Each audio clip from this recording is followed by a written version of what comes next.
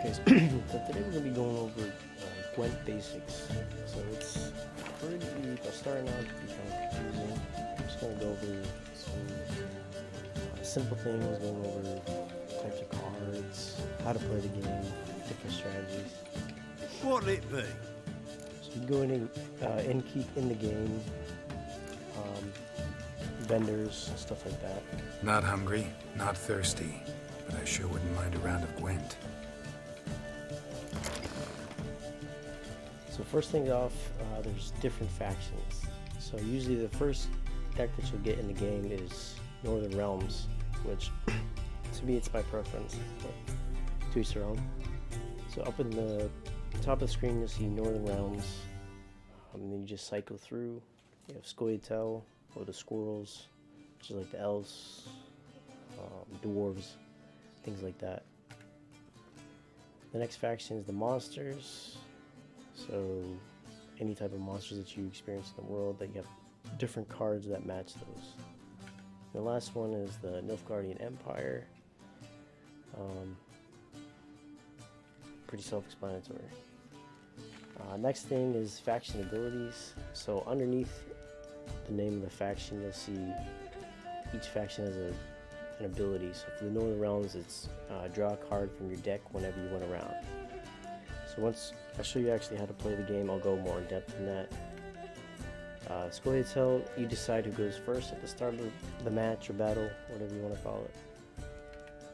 Monsters, one randomly chosen monster unit stays on the battlefield after each round. And Nilfgaard, whenever you win, whenever there is a draw, you win the match. So if you have equal point value, you'll win out as opposed to your point. Next thing we'll go over is card types and units. So in this left hand corner, see card selection. I'm just going to kind of cycle through. So right now I have all cards up, but I'm just going to break it down into separate sections. First one, close combat unit cards. So this is the front row when you start playing the match. You can see it's designated by this symbol, like an orange circle with a sword. So any range units will have that symbol. Next you have range units. Same spot, except this time you'll have a bow and arrow. Next one is the siege unit. So it has like a catapult symbol. Hero cards. Right there I don't have any, but I'll go into this deck real quick. So right here I have selected Cirilla. She's a hero card. And like the left hand corner of that card, you can see a point value along with like a gold circle with spikes on it. Sort of like a star. That indicates that it's a hero card. So essentially it can't be affected by any abilities or removed from the actual match. So those are pretty good cards to collect as you go through the game. Next you have weather cards. So you have different weather cards. I'll go more in depth a little bit later. Then special cards. So these are just things to basically bolster your units, make them stronger, or get rid of enemy units. Once again, I'll go into that a little bit further. Then you have the leaders. So each faction has their own type of leaders. Right here in the center of the screen, you'll see Foltest, the Siege Master. If I pull them up, as you play the game, you'll unlock different leaders. Each faction has their own play style, so picking the best leader for your deck is going to help you out in the long run. So you can just cycle through, pick which one you want. So for the Northern Realms, King Foltest is the same one each time. It's just whichever one you select has a different ability. So for this one, King Foltest, King of Temeria, picking a Penetrable Fog card from the deck and play it instantly. So if you had that weather card, it would automatically be drawn to play that. For me, I like to use this one. The Siege Master doubles the strength of all your siege units. So when they're on the board, they'll double in strength. It's going to be a big help because I use a lot of siege units when I play the matches, you'll see later on. And then Scoia'tael, same thing, they got different abilities. This one's draw an extra card at the beginning of battle. It just varies. And I can go in further later. Monsters has different ones. Pretty simple.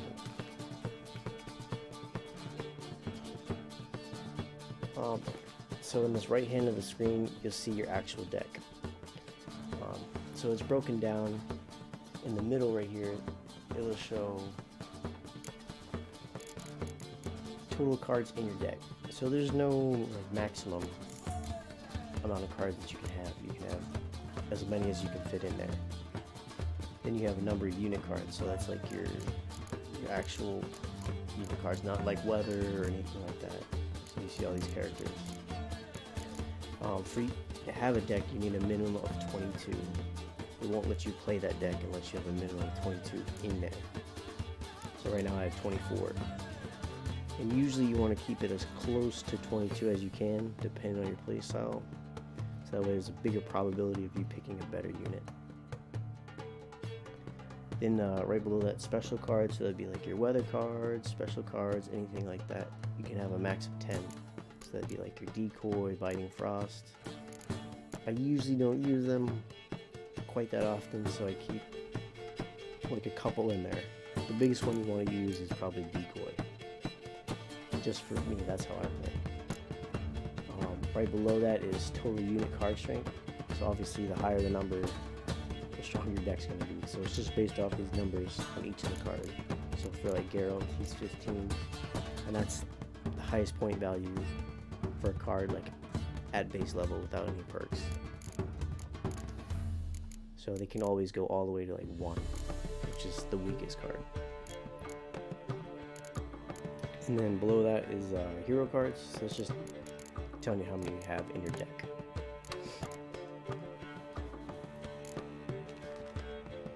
So each unit has a special ability. Some don't have abilities. That doesn't mean they're not good. It's just they don't have an ability. So what you'll see on the card, so for Yennefer, you can see a plus sign with a heart. What that means is you can draw a card from your discard pile. I'll show you later when we go through the actual playing match. Right here, you can see, I'm not going to pronounce this name, but this little symbol like a skull with horns, that's a scorch symbol. So essentially it's used to kill an enemy unit. Over here, Dandelion, he has like a trumpet, horn, whatever you want to call it. That's basically going to bolster units, either double in strength or whatever it'll say on the card. So for this one, I'm going to zoom in, double strength to all units in the card, in that way. Whenever you see like an eye symbol, that indicates it's a spy card. So place on your opponent's battlefield, counts towards the opponent's total, and draw 2 cards from your deck. So it's better for you to get 2 cards sometimes. So you play this card, you'll get 2 cards in your hand, and then the enemy will get the point value. So for this guy, it's 0. So this is a really good card. But if it was like a 5, that means I would be giving 5 points to my enemy. So you just got to keep that in mind when you're using spies. For this one, when you see the 2 hands together, that's the type bond. So if you have multiple of the same card on the deck, it's going to double. So if it's a 8, it's going to double to 16. And if you add another one, it's going to double even more. So for me, I always run... it's going to be all the way at the bottom. Blue Strike Commandos. So it's initially a 4 count card, but there's 3 of them in my deck. So when they're all put together, it's up to 16. So if there's 2, it's 8. If there's 3, it's 16. So it's a really good card to have. So I'll have to go to a different faction to show you another one. So for this guy, when it's a plus symbol and it's got the arrows on the side, that means it's just adding an additional point to whatever units are in that row. For this agile, like the basically the reloading symbol or the two arrows rotating, you can just put it in either of these spots. So usually you'd have either a range unit or a close range unit. This one can be both. So if you look at the orange symbol right here, you can see the sword and the arrow, so it can be both of those.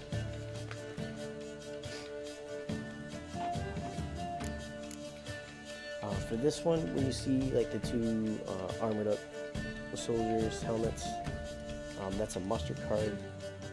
So let's say you got 3 of these in your deck.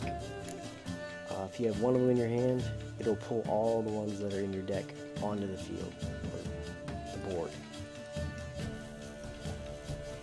Or if they're in their hand, they'll also pull, so you gotta be careful with that.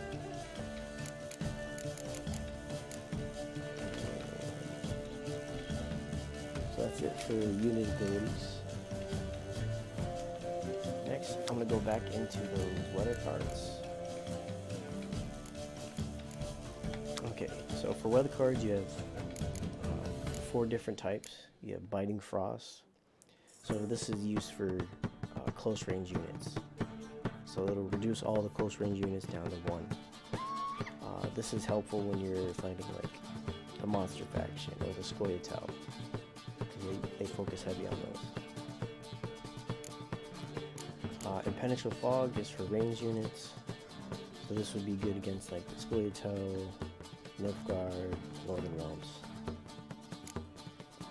Torrential Rain, same thing, it's just for siege units, so this would be good against like Nilfgaard, Northern Realms. Clear Weather, so if anybody had played any of those previous cards and you play this, it removes it from the board. So this can be helpful. They usually don't use this.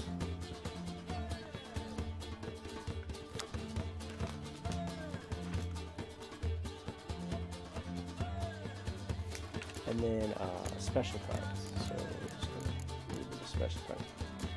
So it also includes the weather for some reason. I don't know why, but the main 2 you're going to be focused on are the decoys, which if you have a card on your board, you can replace that card with this decoy.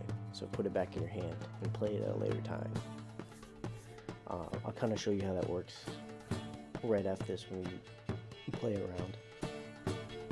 Then the Commander's Horn, so it just doubles the strength of whatever row you put it on. So if you put it on close range, all those units are going to double. It's not going to affect the range and siege units. Or vice versa, if you put it on the siege, it's not going to affect the range and close range. Scorch, so essentially kills the strongest cards on the battlefield. So if your enemy has 3 6s and those are the highest cards, it's going to remove all of those and put them in their discard pile. It'll make a lot more sense once we start playing a match, and that's what we're going to do. So my favorite faction is the Northern Realms.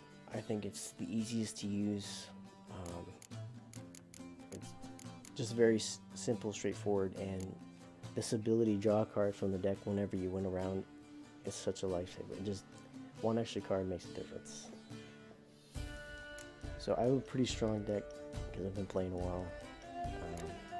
I got my strategy down pretty well. For me, I run a spy heavy, siege heavy kind of deck. Also it's stacked with heroes and stuff, but mostly a siege and spy heavy is how I play my game. And you'll see that here. So going at start. When you're first looking at the board, when you first start the match, you'll have 10 cards. You can redraw 2 of them.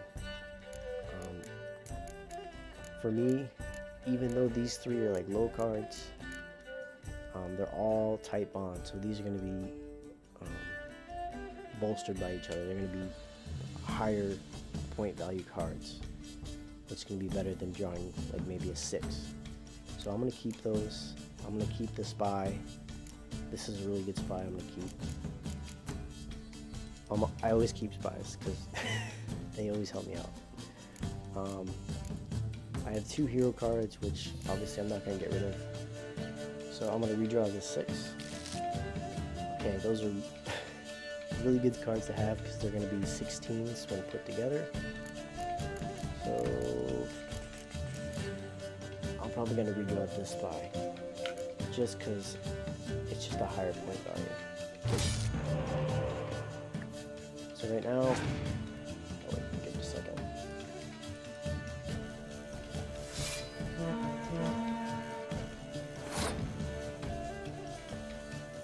Okay, I always prefer the other team go first because I can kind of see how I'm going to play. So starting out the board, it's vertical. It's split into 2 sides. So the top half is going to be an opponent, and then it's broken down into 3 rows. So your close range units are here, range units are here, siege units are here for the opponent. On the left hand side, there's a circle with a number, so that's going to be the points in that row. So for him, he played a 2-point card, so there's 2 points here, and then there's no cards played in the range, so that's 0. There's no cards played in the siege, so that's 0. This little box right here is going to be for any special cards, so like the morale boost would bolster this, so it would make that like a 4. It'd double the strength of whatever units are there. This number over here is the total point value, so all the combined of those 3 rows with the total point. So the higher the point value, the better. Going over here, you see these 2 gems. So this game is played a best 2 out of 3. That doesn't mean you're going to play 3 rounds. You could win in 2 or lose in 2.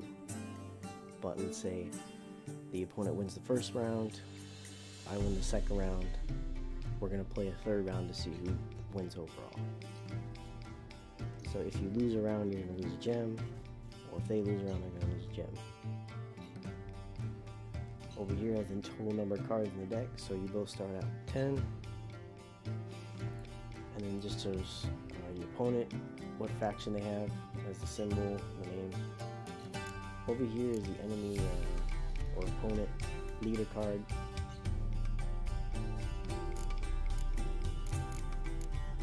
And then on the right hand side, this is their discard pile. So usually you won't see this until the second round, unless you use like a scorch card or something. So it shows like a skull showing that this is a discard pile. Over here is their deck, so it shows how many cards in the deck, so 21 left. That's what they're going to be drawing from whenever they pull out a card. Now in the middle portion right here, this little square that's highlighted, this is where weather cards will go. You'll see it as we go through. And then pretty much everything's the same on the bottom as the top, so you have your close range in the front, range in the middle, siege at the back. And the setup is the same amount of gems, same amount of starting cards, your faction, heroes, our leader card, and this blue little symbol says it's still available to draw. So you can use this anytime throughout the match, unless you don't have any cards in your hand.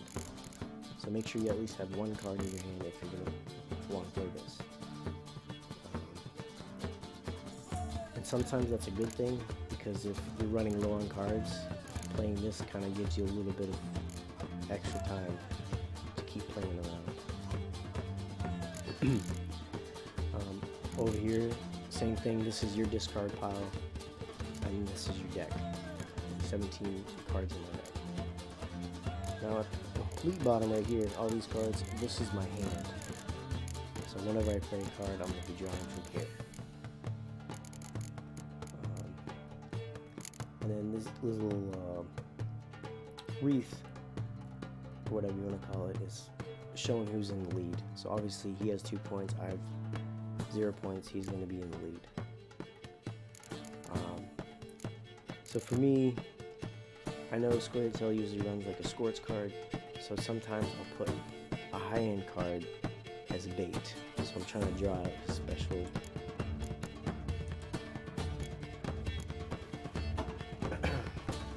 ability. So I'm gonna throw out an 8. Now it's his turn. I'm in the lead. I have 8. He has 2. See? I saw that coming. I wanted to get rid of that so I can play these cards.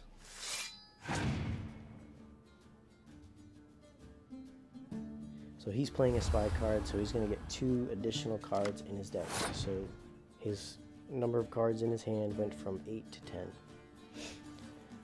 But I didn't gain any points from that because his card is worth 0. That's okay. So, like I said, that's a tight bond unit. So whenever you have them right next to each other, they double in strength.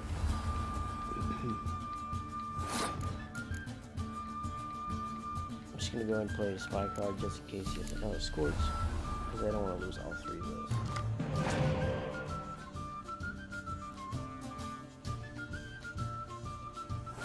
Okay, so you always have the option to pass around. So I'm playing on hard difficulty, so the AI is a little bit smarter, but it's not that smart.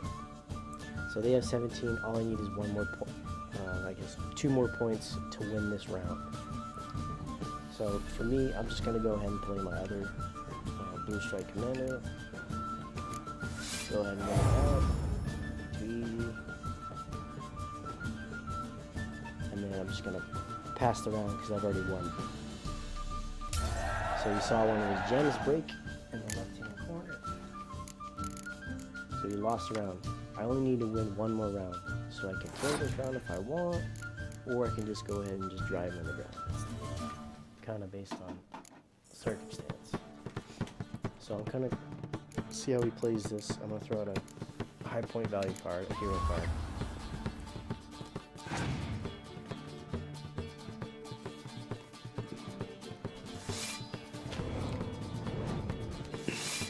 Okay, so he just played a muster card. So he had one of those cards in his deck, one of those cards in his hand, and the other 2 came from his deck. So he played them all at once, so it's kind of good. So now he has 15, we're tied up. For me, I'm going to go ahead and play this card. I still can't pronounce that name, but this is an awesome card to have. I usually play this with a decoy. So I'll throw it down, it'll get rid of the units, so Scorch. It only does close combat, so I'll show you here. It's going to get rid of all these. So if their close range unit cards are a combined total of 10 or more, they will remove the highest card. So it won't work again because those are only 9. But if he throws down another card, I can play it again. So it just takes a little bit of playing around and getting used to it, and it gets a lot easier. So I'm going to go ahead and play a spy. I need some cards.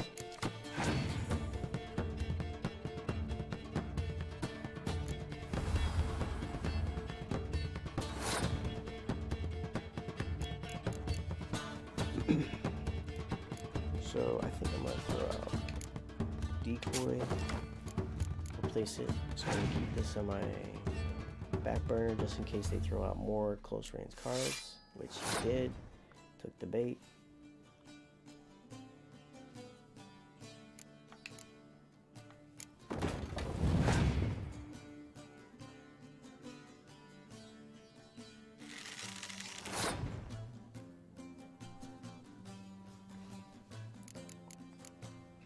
So I'm saving this Biting Frost in case he gets a lot more close range units. So that way I can play it, and then I can play the Scorch card as well. So I can get rid of all those close range units. Because right now if I played it, they would only be worth 5, so it wouldn't work.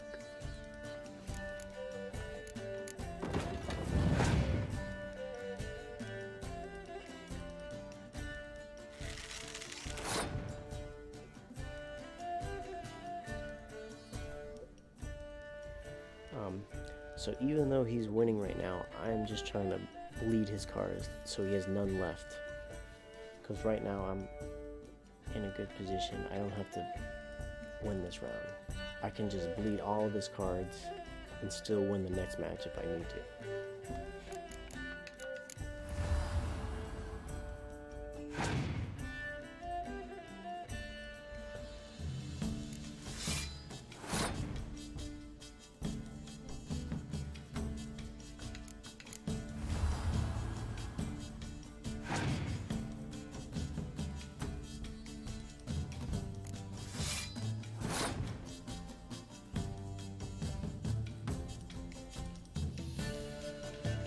So I'm going to change my mind. I'm just going to go ahead and use this card, and this will win the match.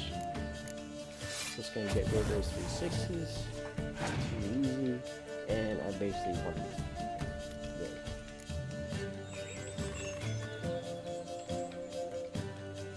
So obviously they passed because they have no more cards in their hand. I have 2 more in my hand. I don't even need to play this because I'm so ahead. And I'm just going to go and pass the round and win the match.